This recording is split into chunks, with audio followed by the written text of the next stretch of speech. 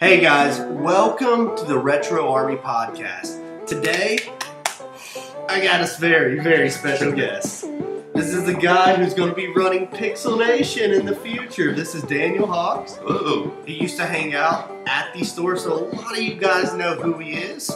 We're going to be going over a lot of things with the store, some of the updates that are going on with that. As a lot of people know, I'm no longer a part of that. Thank goodness. I'm happy doing a podcast and all now. So we're going to jump right in a minute, get going, just kind of find out what's going on with all that, who his new people he's bringing in to help out and all are. So sit tight, stay tuned. We'll be right back with more on new Pixelnation.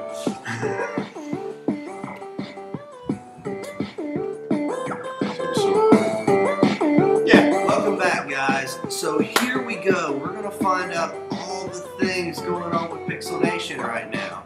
Other than the updates, I think we're supposed to be getting on Fridays. I've kind of... I've been sick. So he's been sick. And to start off a business anyway, it's really a difficult process going on with that. So just tell us, what kind of stuff are you guys really looking into bringing back from like the old and the new? Well, we're bringing back retro games. Everyone loves retro games. Most people don't realize that there is a market around here for that kind of stuff.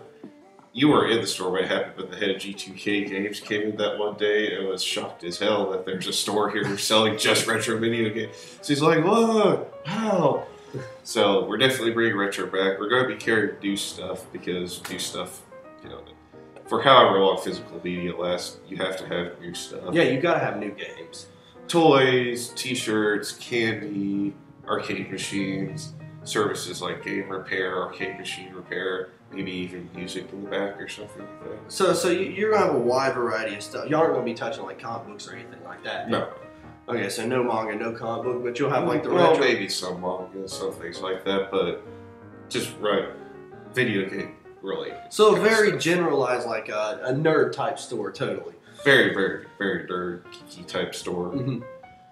The location it's not official yet. We don't have this location officially, but the place that we're looking at is pretty big, so it allows us to do a lot. So it's going to be a larger store, like a lot larger than what we had when we were downtown on Mercer Street. Yeah, bigger, how do I put this?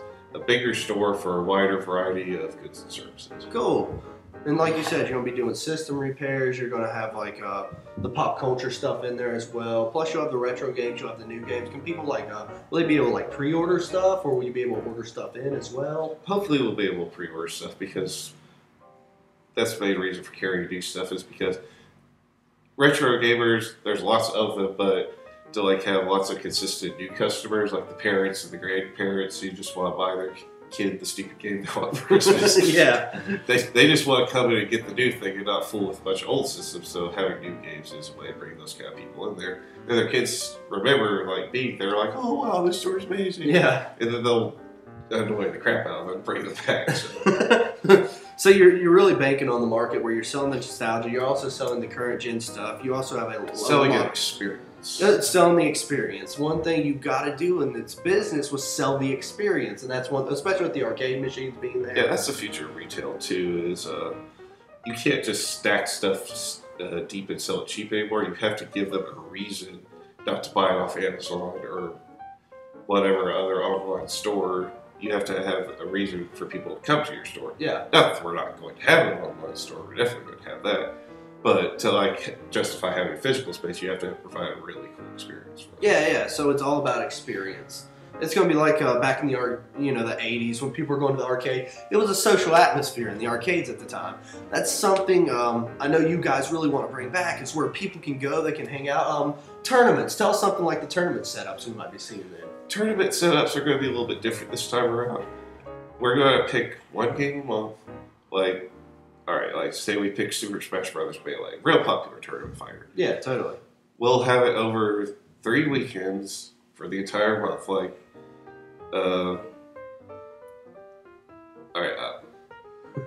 And so that's okay. So you'll have it over, like 3 weekends. You're going to have like a point system built in. Yeah, that's why I was trying to remember. Point system.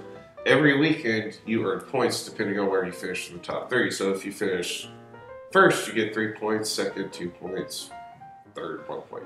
Mm-hmm. And if you don't come back the next weekend and someone finishes in the same spot as you did last time, you can lose points. So there's incentive to play the points game and come back every weekend and defend your points, as well as the incentive of small cash prizes, like $20, $50, $100 respectively for third, second, first. Yeah. So that totally, it keeps people coming back and gives them a reason. It's basically a league system at this.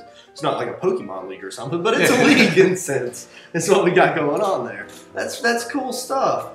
It gives people a reason to come out to the store every weekend and spend money, or at least have the incentive to spend some money because, hey, I might win $100, or hey, I might be able to cover my gas money to get here. Yeah, so that's cool. So you're definitely going to be jumping probably some of the new games that are going to be tournament based, like a Pokken tournament right now. It's probably super popular with a lot of people. Smash Brothers always. Mario Kart. I mean, Nintendo's like a gold mine for tournaments anyways. And I'm sure, like Call of Duty tournaments, Madden tournaments, things like that. So y'all got a whole system in place to make sure not only will the new store, your store, have experience with it, but it will also entice people to keep coming back because there's going to be events and things to do. And that's something this area is definitely solely lacking, is things to do there. Things to do, like reasons to come out and do things. Another great thing about the point system is that all your points add up over the year. And we hopefully on New Year's Eve we'll have a great big tournament and you'll get a special prize at the end of that tournament. So all these points aren't just on a monthly or weekend basis, they actually amount to something. Yeah, so is there going to be like a loyalty system tied in with that? You know how we used to have like the cards for 10% off if you spent so much? Yeah, something like that. So you're still going to have a loyalty system. Would the tournament cap into that anywhere, or is the tournament kind of going to be its own thing? The tournament's kind of its own thing as far as that goes, but we're definitely going to have like store credit and customer loyalty and that kind of thing. That's cool. Draw back into the store, because another reason, like, we want people to come to our store instead of Amazon or Walmart or something, whatever, is you have to give them a reason to come back, like, oh, they treated me great, for buying this, this, and this, instead of just, oh, they give me crap for all this box of stupid games. Oh. So you're definitely going to have a trade-in system that's going to be greater than what the competition out there is offering right now. Oh, yeah. So yeah, you're keeping a very, it's very spiritual kind of for me here, because I'm like, you're keeping a lot of things intact, but you're also streamlining and making things better along the way, and that's really cool to see happen. Yeah, everything's going to be digital this time around. It's probably not going to happen until early next year if everything gets going right, but hopefully we'll have an app and login accounts for the website and stuff so you can access your store credit from anywhere. Like if you're out of the country and you trade something in, if you're in California, you can still use your store credit to get something cool from the store. That is a great idea, like having an app. Would it also tell you like the trade-in values at the time or things like that? Maybe. It's got a lot of possibilities though, but it would tell you at least what your store credit is instead of having to call in or just come up to the store. I plan all these things, but I'm trying to keep it wildly ambitious because I'm the one who's programming. I understand that. So I'm trying not to make it too tall of an order for me. I understand that. Okay, well I guess we're going to take a break right now, guys, and then we'll jump into a few other things based on the store after that, okay? So we'll be back in a second, and this is the Retro Army Podcast. Yeah. Hey guys, welcome back. Now, the one thing, we really got a good grasp on what's going on with the store right now, but one thing I always love talking about is small business impacts the community. It always has, it always will, and it's it's always a positive experience. Can you kind of enlighten us into what the positive experience with the store will be? Well, I mean, think about it. How many stores are there that you could go and just hang out, play games? I mean, obviously you want to make money with the store, but you want to provide a friendly atmosphere for people to come in. How many spaces are there like that nowadays? You don't go to Walmart. Yeah, and hang out unless you're a weirdo. I go to Walmart and I chill in the tents and go to sleep and stuff. I talk to Steve. He sells cameras. Yeah, I mean, I understand that. Having the people come into the store and being able to experience the store is what you're going for. It also helps with the or at least somewhat the decorporatization of American towns, is we have a Walmart in this town, and it's not going away because of the interstate being right there and stuff. But downtown Princeton is being revitalized all over the place, and having varied businesses other than just like restaurants and art galleries and things that are nice, but like having an actual like kind of electronic store, kind of nerd store downtown is nice because you don't have to drive out to Walmart to GameStop. You don't have to drive to the mall for like FYE or Spencer's or whatever. Having things like that downtown makes it a lot more convenient for people who actually want to spend their money there because it's right down the street. Yeah, and downtown Princeton is a very organic experience anyways because everything's just moving, it's growing. You can come downtown, you see the paintings on the walls, you can go by the community garden, pick fresh fruit or something if you want to. There's just a lot going on downtown. There's live music downtown. You know, like Monday nights is the room upstairs above the Riff Raff. I mean, that's one thing you can do. Now, I don't want to talk, too much into like Danny's because definitely your audience is not trying to go to a bar. Yeah. But at the same time, there is a lot of stuff going on down here that people just they associate the wrong image with down here. With all these empty buildings, like a lot of people are just gotten sick of it and realize that hey, it's just as bad everywhere else. So why don't I just stick around and try to make the place where I live better? I think that's the attitude of a lot of people starting businesses around here. Is that they don't want to go somewhere else because they'd have to start completely from scratch. At least here you have connections and people you know. You might not have the resources you need immediately. It might take longer to get things going, but you've got roots here and you've got people, or you have a community of people and a customer base where you know that you're going to probably make money and be able to be successful with be able to give a long-term solution. That way people have a place to go, a safe haven where they're away from everything. While at the same time, you're able to keep revenue coming in to keep that business alive. It keeps revenue in town, too. Yeah, it keeps revenue because it all goes around. Those taxes that we pay, this is paid for all the things in town, make the town nicer. Theoretically, politicians, all that. But that's a different argument or conversation. But when you spend your money locally, it really does improve your community because it stays in the community. So you spend your money back in the community. So everybody's able to revitalize what they're working on. Their projects can grow at that point. At the same time, a store like Pixelnation, definitely a destination spot. You got people coming from out of town because they don't have those stores around them. I think if we could reopen the store and get it to be as big as we're planning it this time around, we could be the kind of geek store, nerd store in the region just because there's nothing else like it. Well, yeah, exactly. The closest G2K Games is in Asheville, North Carolina. Like, you have Crit Hit Comic Shop, which is really cool. Yeah. But, it caters to a different crowd. It is a different crowd, and I love Crit Hit. And it's awesome that it exists, but, it doesn't cater to video games or gamers or things like that. You only have GameStop around here. Yeah, like G2K. You've got 3 of them. G2K, I think, Abington, they have one. There's a movie theater there, so that probably would be the closest one. But, yeah, you're talking about, there's just 3 GameStops in the area.